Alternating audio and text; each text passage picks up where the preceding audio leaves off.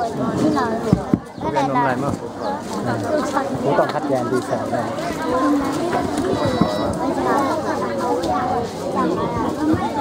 ไม่ข่าวตุ้งตีบอ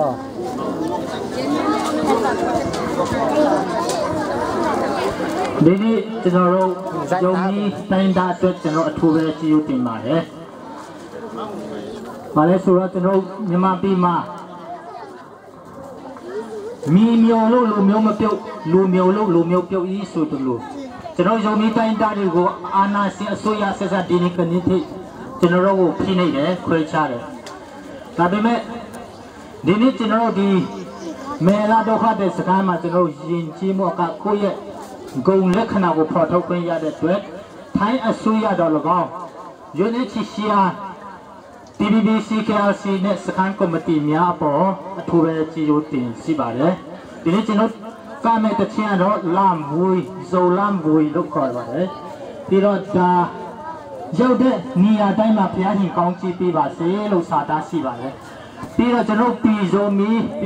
လူမျိုးစုံမီရဲ့ဂုံလက္ခဏာတွေကိုလူငယ်မျိုးစစ်တဲ့တက်ကြွထိန်ပြီးမှကာကွယ်ဖွံ့ဖြိုးအောင်လုပ်ကြပါလို့ဆိုတဲ့လူငယ်တွေကိုအားပေးတခြင်းစာသားလေးဖြစ်ပါတယ်ရောက်ရှိတိုင်းပြန်ကောင်းချီးပေးပါစေ